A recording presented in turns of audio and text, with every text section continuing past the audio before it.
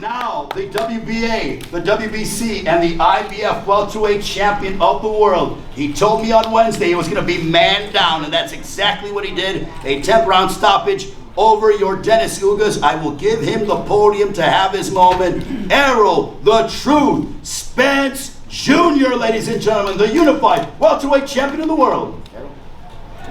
How's it going? I'd like to thank everybody for coming out, man. I think it was a big event. You know, Dallas really came out and supported me and showed a lot of love. And, you know, I showed my gratitude, like I said, on social media, showing my gratitude by not just telling them, but showing my appreciation by showing them in the ring. And I think that's what I did. Everybody enjoyed the show. They got their money's worth. I put on a great show and a great performance. And I appreciate everybody for watching it on Showtime pay-per-view and spending your hard-earned money and coming to the fight. Appreciate you spending your time and your hard-earned money coming to the fight too. Thank you. Okay, any other questions? Okay, we'll start over here. Cameron Buford, Los Angeles News Observer, by way of Voice of the Fans. Congratulations, Spence, for doing your work, getting in there and putting them away. At what point, in the third round, that was an exciting third round, did he frustrate you in that third round? In the sixth round, did he piss you off?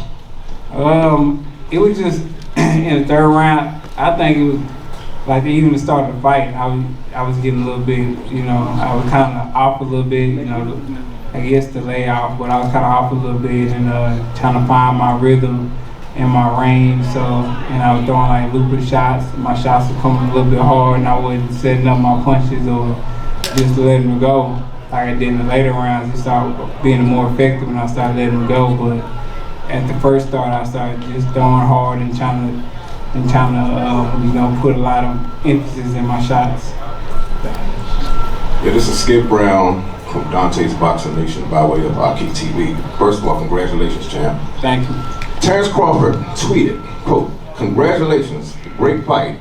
Now the real fight happens. No more talk, no more side of the street. Let's go."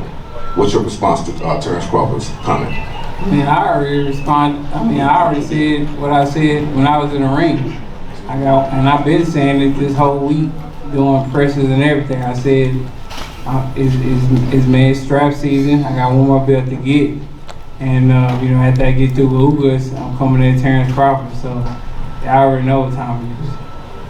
Errol, Cesar said over here, America TV, decisión dividida Puerto Rico. Hey, we saw, this is the second time that we see the same thing happen with the Mouthpiece situation, right?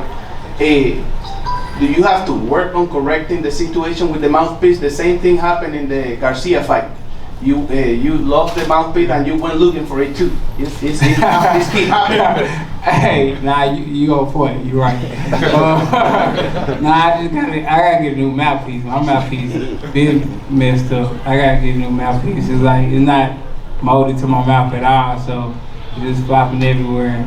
Then so I gotta bite down real hard for it to stay in my mouth. So that's my fault. That's a rookie mistake for me, and that was a rookie mistake for me too.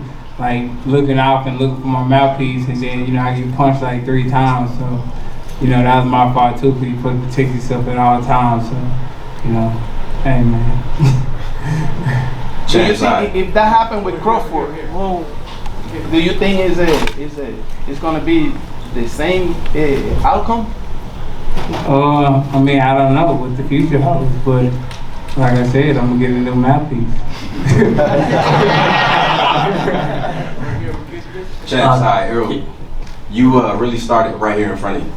You really started applying pressure right after that situation. And can you talk about the dog, Michael Irvin? I saw him after the fight. He was very fired up. He said, "That's what we do. We break mother."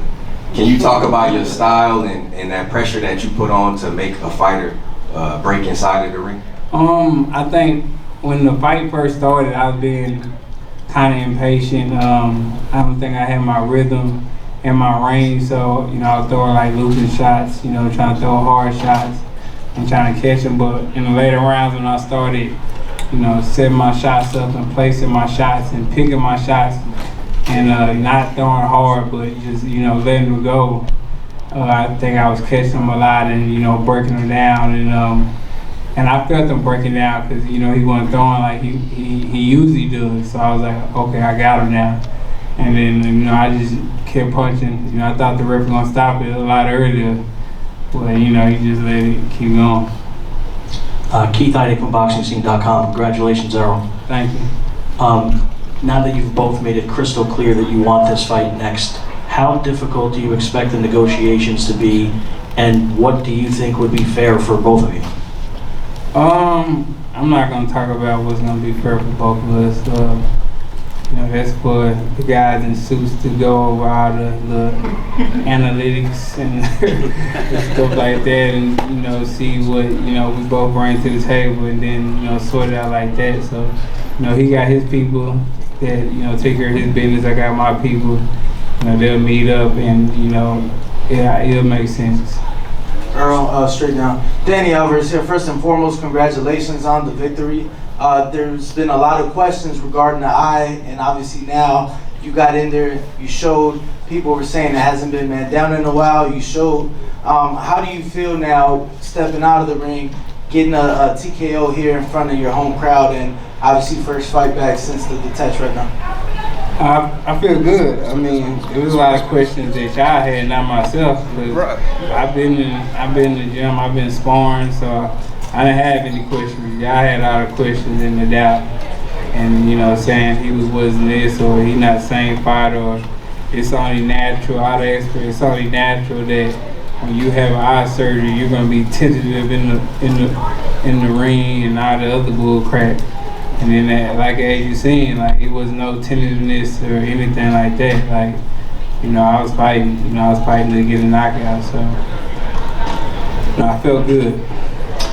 Hey, Errol, James Bell here at the Boxing Source. Now, in key fights, it's all about adjustments that, like, you know, change the momentum of the fight.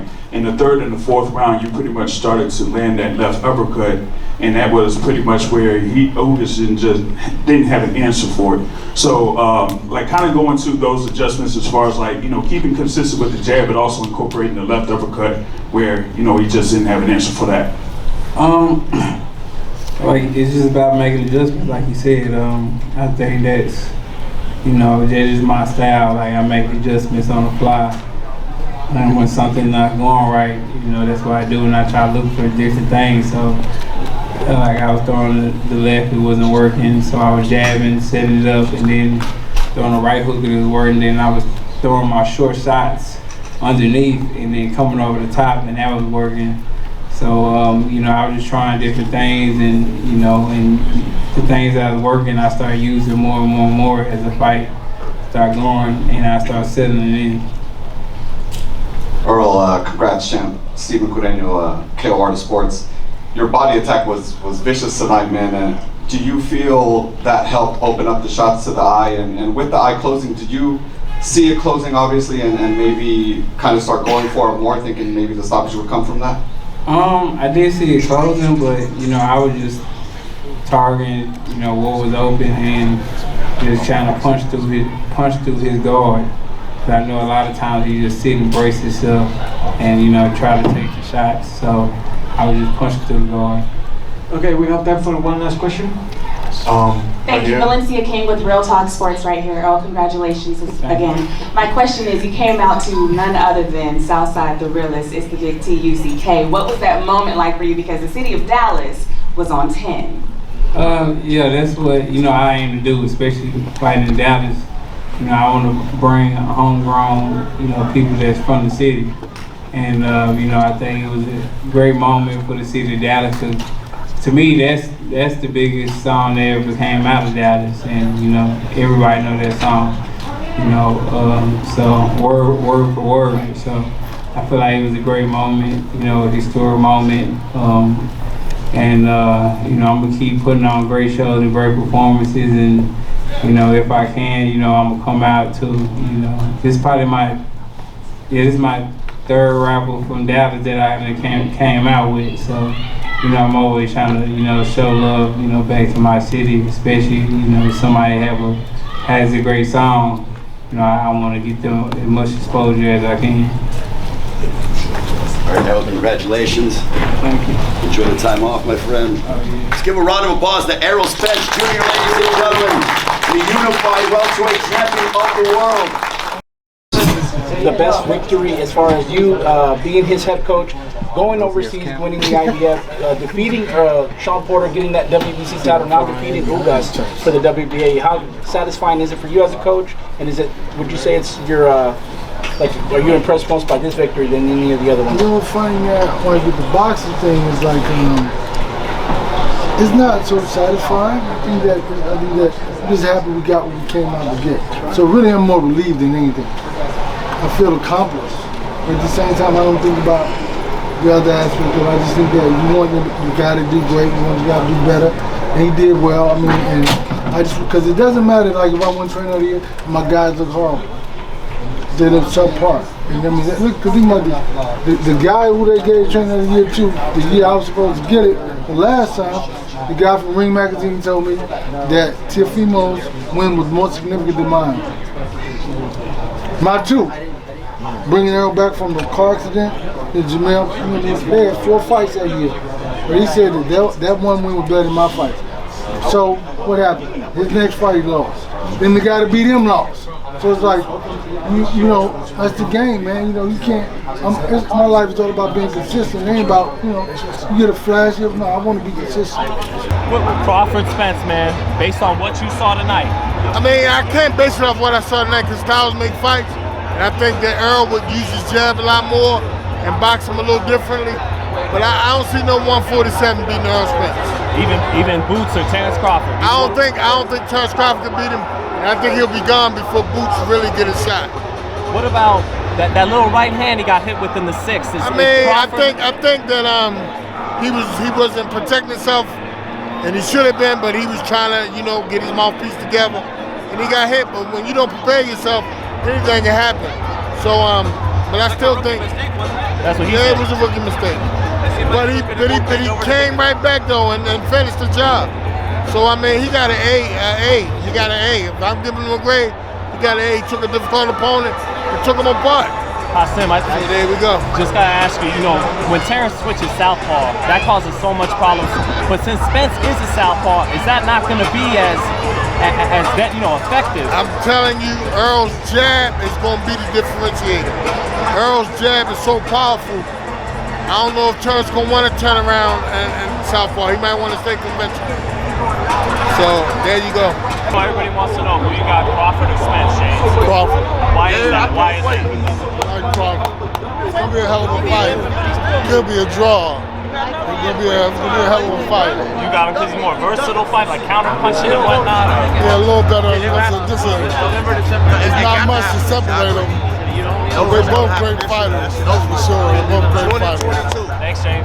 I was saying Errol Spence performance tonight, man. Who would you favor to win between Crawford and Errol Spence? Errol Spence.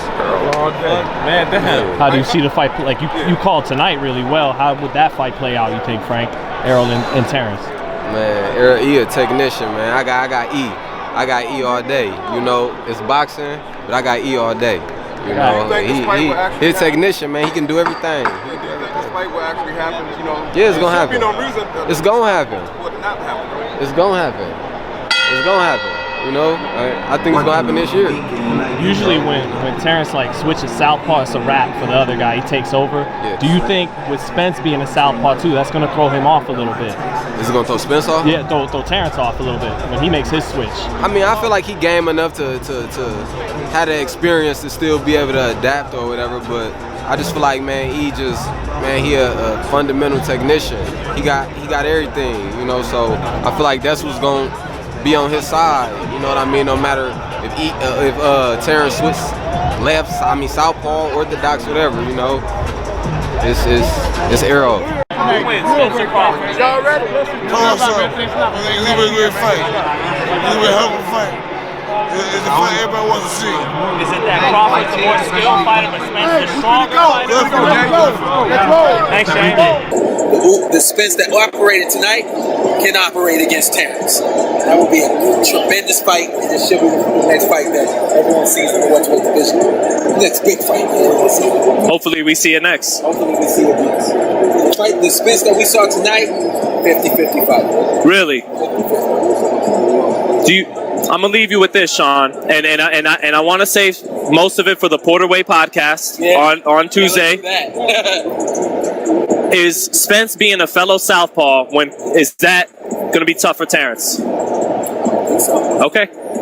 Just because usually switch southpaw, he's got that beautiful angle when he steps to the outside foot of the orthodox fighter. It's going to be tougher for Spence if Terence operates as a southpaw all night, especially if he's sharp as a southpaw all night.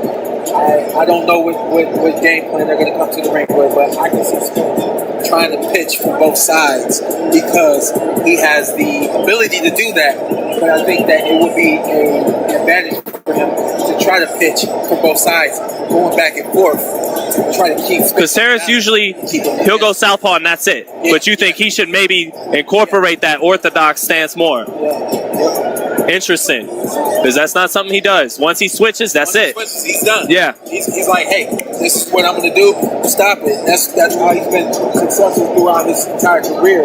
But I think just for the sake of trying to mix it up, especially early on in the fight, giving different looks and things of that nature, I definitely think it's worth Crawford coming to the ring willing to fight from both sides through the course of at the least the first 6 rounds. Well, I'm just thinking you see how it got Ugas. First 6 rounds, you gotta mix it up. After that, you gotta you have to have found your success in what you're gonna use to beat Spence. You need the first 6 rounds to figure it out, and then after that, you gotta start doing it. Well, I'm thinking. Not start, you gotta continue to do it. I'm just thinking, just like that southpaw stance throws off all the orthodox guys. Maybe this is the time you fight more orthodox. We'll see.